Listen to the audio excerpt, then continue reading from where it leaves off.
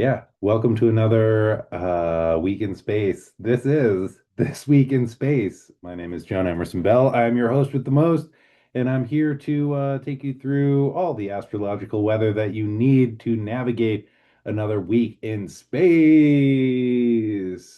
Thanks so much for tuning in.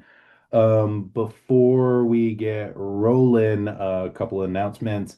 I am hopefully going to be co-facilitating another dreaming retreat in Greece. This is going down in May 2027. It'll be a 10-day dreaming odyssey, going through the Peloponnese and going through visiting some sacred sites, talking about oracular dreaming, oracular practices, mythology, astrology, all of that good stuff. And I think that there are a couple of spaces left. It's filling up rather quickly on the pre-sales. So if you are interested and want to leave a deposit to secure your space for the oracular dreaming adventure in Greece in May of 2027, you can contact uh, at Sarah Jane's Dreaming on Instagram and talk to Sarah Janes. Let her know I sent you. Or you can go to the website themysteries.org and get more information or book your spot today. I will leave all that information in the show notes and the comments and whatnot. Also, I do an astrology themed radio show, which is very similar to this, but it is less talk, more rock. I have the episode for the Leo full moon out now on my SoundCloud. You can find that at Camp Wizard Camp on the SoundCloud, or it's on my Patreon, or I put links in my stories, and I'll throw a link to that episode in the show notes as well. And God willing, I will get another one out for the eclipse going on, or yeah, the eclipse coming up next Wednesday, the 12th. And sorry, that was for, yeah. Anyway, that is all the advertisements that I have. And now on to our show. All right, we are looking at This Week in Space for the week of August the 3rd through August the 9th of 2026. And we're gonna do things a little differently today. I'm a tad burnt out because I work three jobs and I also do this and I also do a radio show and I also do a lot of other things. So I'm needing to pare things down a little bit, but still showing up for my commitments.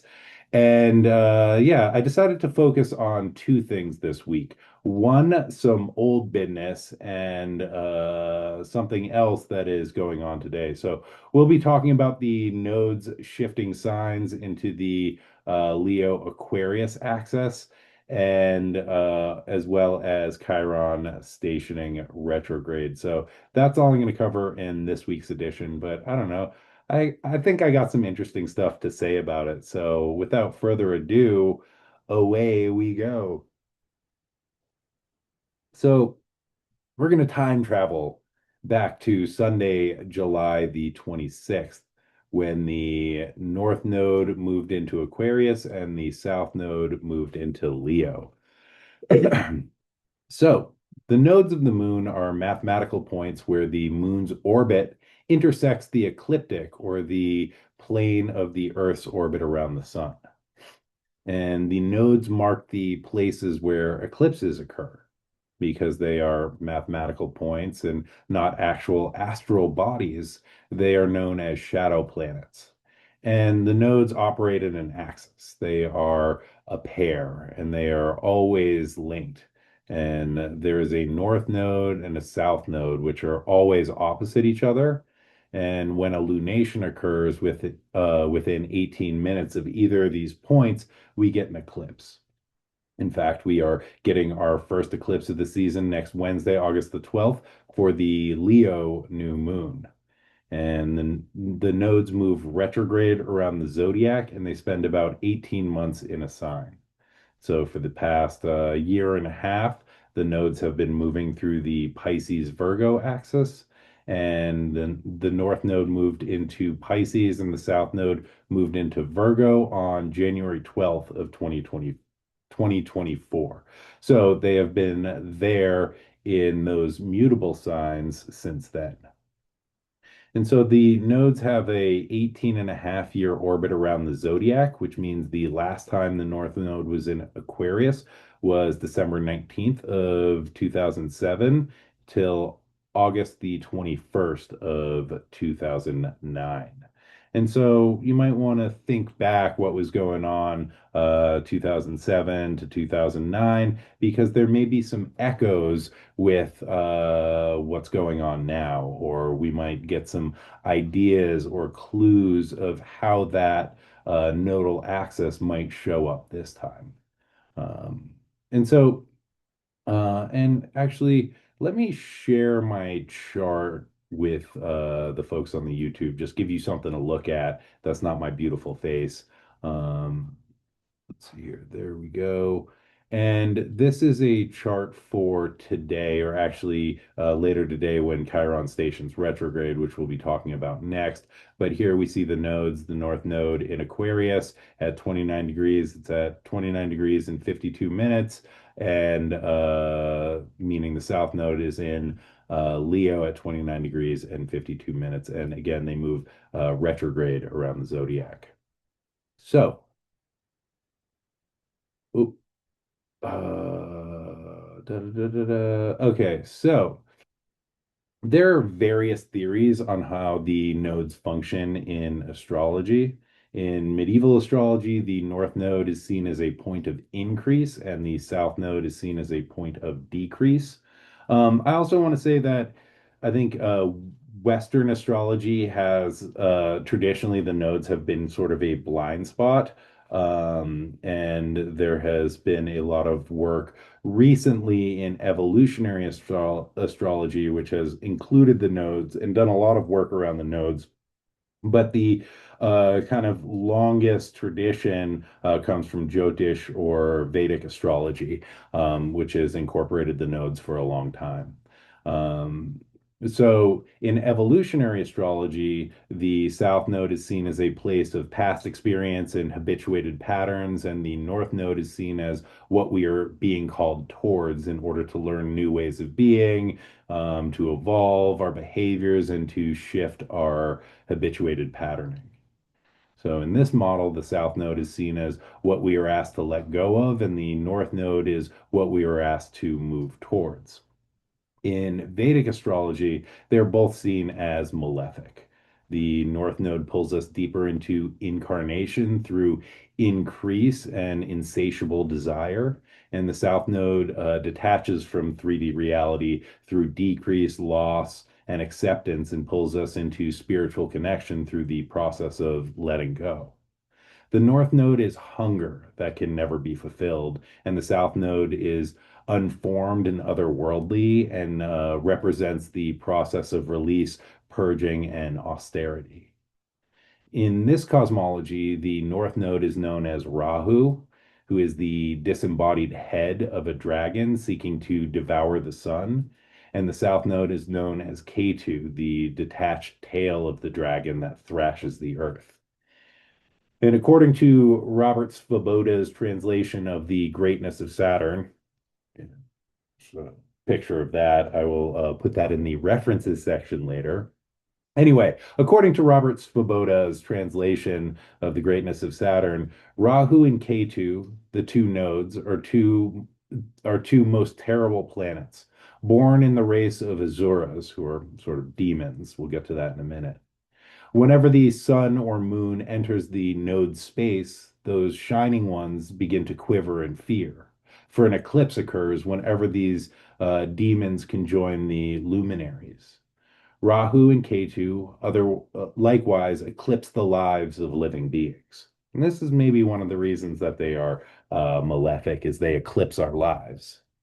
And there is a great myth about the origin of Rahu and Ketu, which goes a little something like this. So get comfortable. A long time ago, there was a great battle between two opposing forces of the universe, the Devas, who were divine beings, kind of like angels, and the Asuras, who were immortal beings, kind of like demons.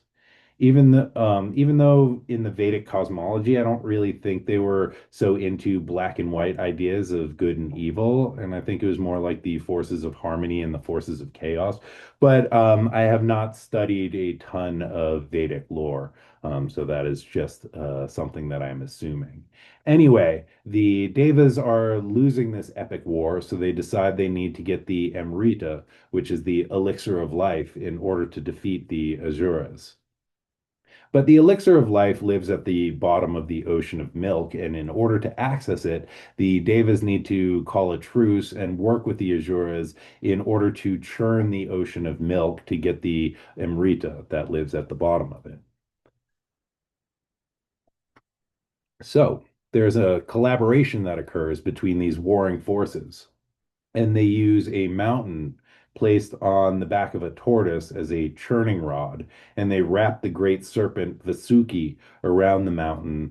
And the Devas grab hold of the serpent's tail, and the Asuras grab hold of the serpent's head, and both sides pull back and forth, turning the mountain and churning the ocean of milk. And according to Svoboda, the blessed Vishnu, incarnate as the primordial tortoise, helped them by simultaneously holding up the mountain on his back and pressing it down invisibly.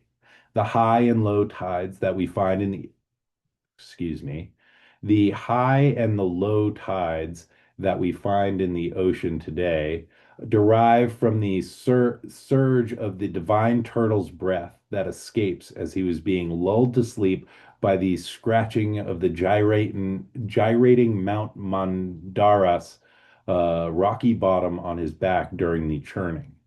Lord Vishnu also assisted the process by making Vasuki, that's the serpent, resistant to pain, and by entering the hearts of both Devas and Asuras to embolden them. In the words of Srimad Bhagavata, with the furious abandon of drunkards, they churn the ocean with all their might and main, causing wild consternation among aquatic creatures. The egoistic Asuras, proud of their knowledge and glory, had insisted on holding Vasuki's head, and Vishnu had advised the Devas to acquiesce. The Devas, therefore, smugly clung to Vasuki's tail, and they churned and watched the Asuras being blasted by fiery poison that the distressed snake exhaled. And so the churning of the ocean of milk is a very intriguing image to me. It makes me think about the Milky Way as the primordial cosmic ocean, which is churned by the push and pull and planetary motion. And the pulling of the giant serpent, Vasuki, is also reminiscent of how the nodes function. In their movement backwards through the zodiac, they are constantly shifting between retrograde and direct motion with a dominant retrograde movement. And the way they function in life feels like a constant push-pull that helps us to churn the ocean of our lives and our internal world. So during the churning of the ocean, a variety of wondrous objects and substances appear, which starts with a noxious poison that threatens to destroy the universe.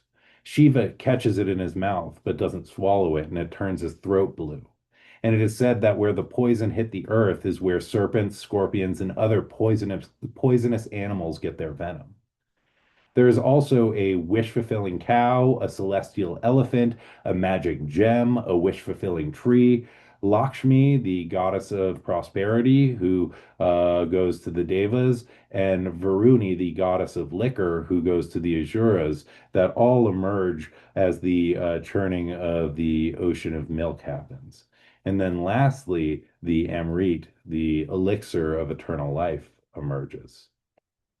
So we have this churning, which is accomplished by the push-pull of the opposing poles of harmony and chaos, light and dark.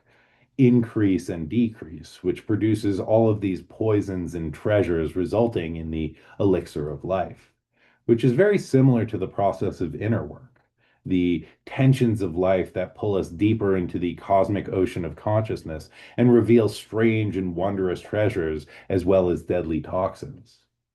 So, in our tale, the Emrit appears, and the Asuras want to devour it and claim the gift of eternal life for themselves so they can win the war. But Lord Vishnu intervenes in the form of the goddess Mohini, who's the goddess of beauty, who says that she'll dole out the elixir to everybody. But Mohini just flirts with the Asuras, transfixing them with her beauty, and she gives the Emrit to the Devas. However, one of the Asuras notices this trickery and seats himself between the sun and the moon to get their fair share of the elixir of life that they work so hard for. This Asura endured the fiery poison of snake's venom and worked their ass off churning the ocean of milk, so they deserve a little of the elixir of life as a treat. So just as the Asura is receiving the Amrit, the sun and the moon narc them out, and Vishnu reveals himself and cuts off the demon's head with a golden disc. But the Asura had tasted the Amrit and thus was immortal. The severed head becomes Rahu, and the tail becomes Ketu. And they chase after the sun and moon, trying to devour them to get revenge. But every time they swallow the luminaries, they pass right through because Rahu has no belly. In this cosmology, Rahu is a point of hunger, unfulfilled desire, and craving. Ketu is purging, release, grief, and loss. Rahu is a trickster who pulls us deeper into samsara through hunger and increase. Ketu helps us to detach from incarnation through decrease and disappointment. And I think the key to working with the nodes lies in this push-pull, the letting go and the grabbing on. Too much detachment separates us from life. Too much hunger causes us to grind deeper into the simulation of life. Rahu increases our karmic load through desire and acquisition. Ketu releases karma through loss and surrender. The nodes represent this constant churning that helps us to access the gift that lives in the depths of the ocean of consciousness that must be sought after, which must be sought after actively and held lightly without clinging. The nodes represent both a letting go and a grabbing on. So now the nodes are moving into the Leo Aquarius axis. While the north node Rahu in Aquarius is a sign of the collective, and the south node Ketu in Leo is the sign of of individuality.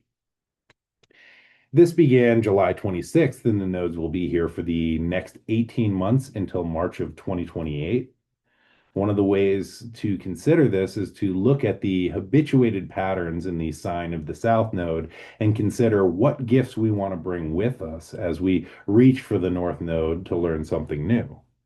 The South Node can also be a drain in a place that we try to cling to out of familiarity or comfort, where the North Node can be a place of compulsion and craving, something new. I want more. I want more. But we want to consider the gifts that the South Node may have to offer and to continue to work with those as we open ourselves to what the North Node has to show us without getting compulsive about it. The gift of the South Node in Leo are generosity and being able to give selflessly. Leo rules the heart, and the gift here is the heartfelt expression of oneself and offering the gift of one's unique creativity and open-hearted love. Leo strives to creatively express one's authentic self, which can be of lasting value to others. The trap of the South Node here is that the expression of one's unique gifts can become bound up in external validation and become dependent on acknowledgement and praise from others. When we're caught in this trap, there can be a need to be the center of attention. We can end up fighting to hog the spotlight. This can cause us to be dependent on the attention of others and lead to self-centered behavior and ego inflation.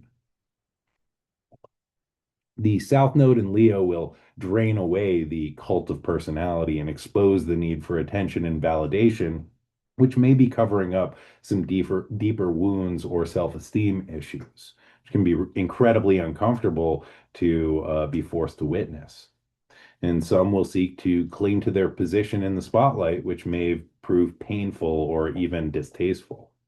Others may choose to let the South Node do its work in order to move towards the North Node in Aquarius, which can allow us to offer our unique and individual gifts to the collective without needing to hog the attention or receive praise for our offerings. Aquarius is the collective that is composed of individuals, each making their own individual contribution to the whole. The North Node in Aquarius calls us into the group, and we need to learn to not fear losing our individual identity as we join the larger body of the collective. Capitalism has such a focus on the individual, and the myth of rugged individualism pervades American culture, and I believe capitalist culture as well. There is an ethos of the individual achieving success for themselves at the expense of anyone or anything around it. The North Node in Aquarius asks us to put the needs of the group ahead of the individual, or at least on like some equal footing, because we all do better when we all do better. Aquarius is an air sign, so it deals with issues of information, ideas, and duality. It is the way information travels and is shared through interconnected networks like book clubs, group meetings, or the internet. Is also a sign of the outsider, the one who is outside of the known and observes from a detached position in order to improve the systems and conditions of what they are observing. So there is a level of detachment encoded in the Aquarian archetype. Aquarius is also interested in the ideal and how it relates to reality. This is represented by the two wavy lines of the Aquarius glyph, right? It's like wavy, wavy, wavy. If this sign if the North Node in Aquarius becomes compulsive, there can be an abandonment of reality in favor of the ideal, or there can be a giving up on idealism for the Saturnian reality, which can create the feelings of being stuck or trapped. And Aquarius traditionally is ruled by Saturn. It can also pull us into assimilation and an erasure of the individual or the unique characteristics that define an individual. If we are pulled too far into Aquarius, individuals become numbers and data points that can be lost in a cost-benefit analysis instead of complex and nuanced beings that are embedded in personal stories and unique lineages. Aquarius believes that everyone is created equal. However, true equality requires us to recognize the complexity of each being's unique circumstances and contextual situations instead of flattening people into numbers, quotas, or statistics. So, as the North Node moved into Aquarius, we got a pretty horrific vision of Rahu in Aquarius. And this is one of the reasons that I think that the nodes are malefic. I am skeptical of the idea that North Node always good, South Node always bad. And here is an example. This occurred right after the node shifted sign. So, 404 Media recently broke a story about Project Panama, which is a project by the AI company Anthropic, which is buying up millions of books written before 2022 because they don't have any AI text in them. And they are scanning them, cutting their spines off, and then shredding them. And this is like so heartbreaking to me as a deep lover of books and the physical object of books, like hearing them be destroyed, is like so tragic to me. And so Anthropic just won a court case which said that this is fair use because they bought the original book, so they can do whatever they want with them. But now they are not only destroying old and potentially rare books, which I think is a cardinal sin, but they are also creating a private library and removing access to the original information, which is totally fucked up. And according to an article in The Telegraph, according to 404 Media, one service called ISBNDB offers the ability to order up to 1 million books at a time, including rare books, with almost no surviving copies. As one ex-user put it this week, books that survived wars, fires, and centuries of handling are being shredded so an AI can learn to write a better marketing email. Fucked up. And so I think this is a very clear image of Rahu in Aquarius, the disembodied head compulsively devouring information. Aquarius is an air sign, which is connected with technology and information. And Rahu is consuming all of this information and shredding it once it has been consumed. Rahu is a dragon, or the head of a dragon, and dragons are hoarders according to lore. Like Smog in The Hobbit, they like hoarding treasure and sleeping on it and guarding it, which is basically what Anthropic is doing, hoarding information and knowledge that they are privatizing while feeding their large language model on pre-AI information. And, that model is just devouring and never full. And the images of this process look incredibly violent. The hydraulic paper cutters cutting through the spines of books like dragon's teeth chewing through flesh. And again, this is the North Node roaring into Aquarius, devouring literature, diaries, dictionaries, cookbooks, manuscripts, textbooks, tomes, essays, and esoteric texts. All of these individual Leo expressions of human knowledge and unique personal experience being devoured by Rahu and turned into data. Just nameless, faceless ones and zeros, devoid of personal expression, just food to be consumed by a hungry AI dragon that is trying to devour all of the world's information and hoard it, which feeds a capitalist beast that is trying to amass power and wealth. And this is a example of the compulsive nature of the North Node, and one of the reasons it is considered malefic. And again, I'm skeptical of the idea that the North Node is all good and the South Node is all bad. The North Node, uh, the North Node requires the pull of the South Node to help balance it. So the question is, how does this Leo point pull back or rein in the unchecked consumption of the dragon's head? I don't really have a good answer for that, and this is just one example, and this will continue to unfold over the next 18 months in a variety of different ways, some good, some bad, some skillful, some unskillful. But a question to consider is, what unique and creative gifts do we possess as individuals to call the world back into balance, to continue to churn this ocean of milk and prevent a modern burning of the Library of Alexandria? One option is through creativity, to write and record our own stories that can't be consumed and assimilated. Stories are the lifeblood of culture and cannot be hoarded or contained. They continue to be told through times of darkness, war, destruction, and oppression. They continue to evolve as the world turns and values shift. They feed the gods and inspire the collective imagination. Stories are what shape the world, and we each have the agency to create the story that we are living in and the ability to share that with others. And maybe this doesn't stop the gnashing teeth of the dragon's head in Aquarius, but it does give shape and form to an alternative which cannot be privatized in a billionaire's private hoard.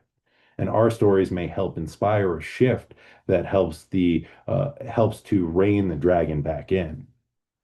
And so that's a couple of my thoughts on the node shifting sign in the North Node in Aquarius.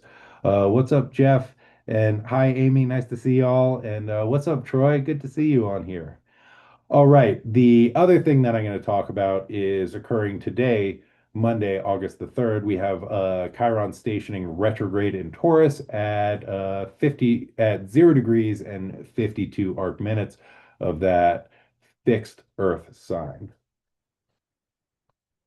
So let me go over to the chart. So we see Chiron over here at 0 degrees, 52 arc minutes of Taurus. And in this program, Astro Gold, a retrograde planet is signified by their number turning red. And this is set for 3:10 p.m. That's Central Time for some reason. Anyway, yeah, so that's when Chiron stations retrograde. So Chiron's entrance into Taurus adds an interesting component to the harmonious relationship of the outer planets, which has been dubbed Barbault's basket. This is all the rage on Instagram. Chiron at 0 degrees of Taurus is in orb of a square to Pluto in Aquarius and Jupiter in Leo. And so coming back to this chart, we see Chiron here at 0 degrees of Taurus in a square depicted by that red line over there to Pluto at 4 degrees of Aquarius. And it was in square to Jupiter over here at 7 degrees of Leo. And specifically when Jupiter was opposing Pluto at 4 degrees of Leo a couple weeks back. Now, Chiron is stationing retrograde, so they won't perfect their square with Pluto for another year, I believe. But it's still within orb of that square, which adds a interesting wild card to this harmonious configuration of trines and sextiles, which is composing a big component of the Barbault's basket configuration. So Chiron has been moving direct since January the 2nd, when they stationed direct after their last retrograde, and this occurred at 22 degrees of Aries. Chiron entered Taurus on June the 19th, and then they stationed retrograde today, again at 0 degrees and 52 minutes of Taurus. They will retrograde out of Taurus on September the 17th and station direct on January 6th, 2027 at 26 degrees and 15 minutes of Aries, and they will re-enter Taurus again on April 14th, 2027, and I believe they will be there for quite a while after that. So it's kind of a overview of the timeline.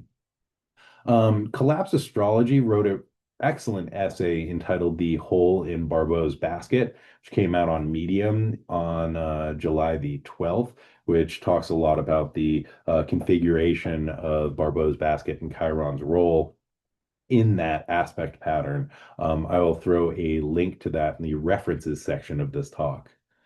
And in that essay, they talk about the relationships between the outer planets in Barbault's basket and the role that Chiron plays in this configuration.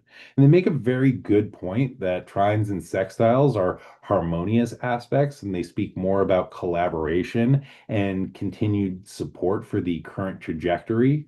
Whereas hard aspects like squares and oppositions are usually what force a change in circumstances and a shift of direction. And I see Chiron as they talk about Chiron as the hole in the basket.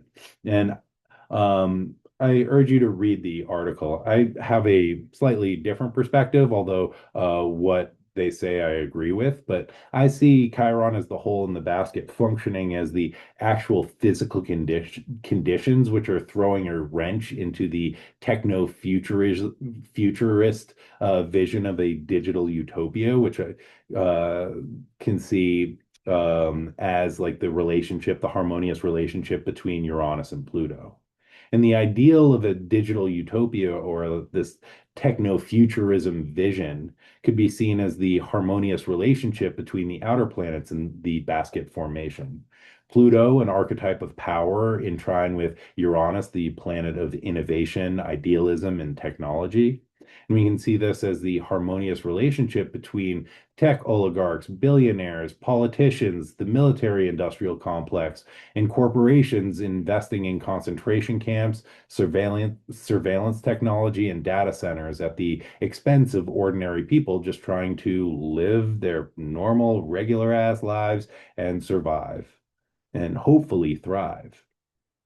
And one of the ways that the Uranus-Pluto trine is playing out is through the spread of AI and the battle over data centers. The need for expansion of cloud computing to accommodate information and storage of AI is rapidly impacting communities and ecosystems across America and the world. And the ideal of cloud computing, which is a very air idea, right? The cloud, and Aquarius, where Pluto is, and Uranus, or Gemini, where Uranus are both air signs dealing with thoughts and ideas and ideals and, this weightless space of the cloud. And, this ideal of cloud computing as weightless, seamless, effortless is crashing up against the reality of limited resources and physical space. The cloud is not a weightless concept. It actually exists in thousands of acres of physical space and in data centers that consume millions of gallons of potable water and produce a high-pitched humming that drives wildlife and human neighbors insane. As this fact becomes more and more apparent, there is a growing awareness of the physical limitations of the resources needed to actualize this techno-utopian dream, and increased pushback to the building of new data centers due to their harmful impacts on ecosystems and draining of resources that are needed by farmers, residents, animals, and a well-functioning ecosystem. So, if Barbault's basket represents the forward momentum of this futurist movement and the consolidation of power by those with access to resources and the integration of new technology, which most people never really asked for, by the way, but this integration of new technology in the service of the elite and capital, then Chiron's role in this configuration represents the weak link in this plan. Chiron in Taurus draws attention to the wounds of the earth and human bodies caused through extractive practices and a lack of reciprocity, and the deep grief that calls for change and for healing to occur. So, Collapse Astrology writes in their essay, instead of a whole, a more optimistic way to read Chiron might be a fulcrum around which the rest of the basket is orienting itself. A common effect of Chiron by transit is that it temporarily weakens the planets it's aspecting. This is similar to the effect of feeling sick for a day or two after a deep tissue massage or an acupuncture treatment. There's a temporary weakness as the body moves stagnant, low frequency energy out. Or to use a more extreme analogy, think of the way one is helpless during surgery, temporarily immobilized during a process that is ultimately healing. To work effectively with Chiron is to accept this weakness and to hold yourself with patience and compassion through it, trusting you'll come out stronger on the other side. I think that's very well said. So, on a psychological level, Chiron represents our core wounds. These are the wounds that we were given, that we never asked for, that are unjust and unfair, that cause us to withdraw or lash out or fall into the victim story whenever they are activated. These are the wounds that teach us about ourselves, that call out for tending and care, that require work to acknowledge. These wounds call us to work with them. And in doing so, we unlock parts of ourselves and our lives that can greatly benefit others. Chiron is the pharmacon, the poison that kills but also heals. The key here is dosage, the right amount to bring a system back into harmony. Chiron, who is Chiron's foster father, was one of the Greek gods of healing and also the god of music. And the relationship here is interesting. That relationship is about harmony. It tells us that health and harmony are synonymous. Chiron helps us to recognize the right amount of the poison that can help us to heal and to bring the system back into a harmonious balance. So as Chiron moves retrograde, we are asked to acknowledge the activation that we experienced as Chiron entered into Taurus, and begin to trace those threads inward and back to their source. And this is one of the ways the poison can be transformed into medicine. And we can ask ourselves, what has been coming up since June 19th when Chiron first entered Taurus? What came to the surface? What took you out? What has been calling for your attention? What has felt weak or unstable? And is it possible to follow these feelings back into the body, back in time, back in memory to get a little closer to the source? What is the feeling calling out for? What medicine does it require to heal, to function, to thrive? We get to ask these questions of Chiron's retrograde, and it may lead us into interesting places that offer the opportunity to work with the unconscious material from core wounds that may be running the show from below the surface. And this is the internal path of healing where we face these deep wounds and learn to access the medicine that we generate in the Chiron's cave of our inner world. And with that, my friends, I'm out. Thanks so much for tuning in. I appreciate your attention. I'm going to be on vacation next week, so I don't know if I'm going to be able to crank out one of these at your regularly scheduled wizard time. But hopefully, if I have the space and bandwidth, I will put something out just talking about the eclipse because, eclipses are big deals. But anyway, I appreciate y'all tuning in, and I hope something that I said is helpful to somebody out there. And yeah, I'm available for astrology and tarot readings. I also do astro coaching. If you are interested in any of these services, you can find me on the Instagram at Blind Stallion Space Wizard or go to my website, campwizardcamp.com. You can also probably leave a comment on YouTube. And yeah, we can find a time to work together. Yeah, thank you all for being here. It's nice to see you. What's up, Raina? I love you. I miss you. And yeah, uh, thank you, everybody. I'm gonna stop yammering and end this recording, but I'll stay on on the Instagram for a minute more if anyone has any questions. All right, my friends, until next time, be good to yourselves, be good to each other, and as always, may the force be with you. Bye now.